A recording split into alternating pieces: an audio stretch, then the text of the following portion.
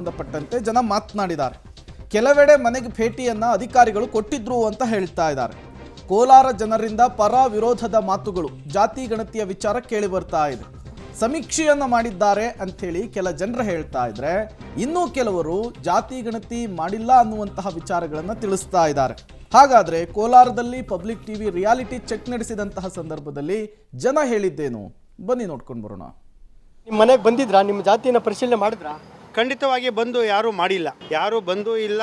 ಜಾತಿಗಳಿಗೆ ಸಂಬಂಧಪಟ್ಟಂತೆ ರಾಜ್ಯ ಸರ್ಕಾರ ಎಲ್ಲೋ ಎಡವಿದೆ, ಬೇರೆ ಬೇರೆ ಒಂದು ಉದ್ದೇಶಕ್ಕಾಗಿ ಮಾಡಿ ಅವರು ಸ್ವಂತ ಒಂದು ರಾಜಕೀಯ ಉದ್ದೇಶಕ್ಕೆ ಮಾಡಿಕೊಂಡು ಅವ್ರು ಇದು ಮಾಡ್ತಾ ಇದ್ದಾರೆ ಅಂತ ಹೇಳೋಕೆ ನಾನು ಬಯಸ್ತಾ ಇದ್ದೀನಿ. ಯಾವಾಗೋ ಮಾಡಿದ್ದಾರೆ, ಯಾವಾಗ 5 ವರ್ಷ 10 ವರ್ಷಕ್ಕೆ ಮೊದಲು ಯಾವಾಗೋ ಮಾಡಿದ್ದಾರೆ, ಇವಾಗೇನು ಮಾಡಿಲ್ಲ.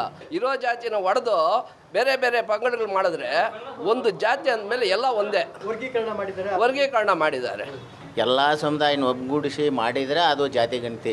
ಇವ್ರ ಮೇಲೂ ಅವ್ರ ಮೇಲೂ ಅನ್ನೋದು ಇದರಲ್ಲಿ ಏನು ಪ್ರಶ್ನೆನೇ ಬರೋದಿಲ್ಲ. ಜಾತಿ ಗಣತಿ ಮಾಡೋದು ಇದು ಸಮೀಕರಣ ಸರಿ ಇಲ್ಲ ಸರ್. ನಿಮ್ಮ ಮನೆಗೆ ಬಂದಿದ್ರಾ? ಇಲ್ಲ, ನಮ್ಮ ಕಡೆ ಯಾರು ಬಂದಿಲ್ಲ. ಅದೆಲ್ಲ ಜಾತಿ ಗಣತಿಗೆ ಅಂದರೆ ಯಾವಾಗ ಒಂದು 10 ವರ್ಷಕ್ಕೆ ಹಿಂದೆ ಮಾಡಿರೋದು, ಇದು ಅವೈಜ್ಞಾನಿಕ.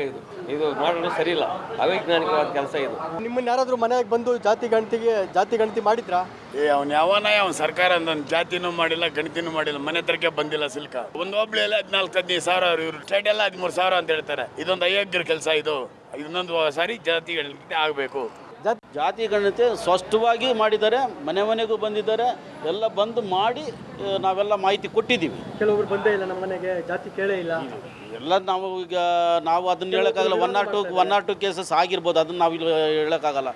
100ಕ್ಕೆ 99% ಆಗಿದೆ.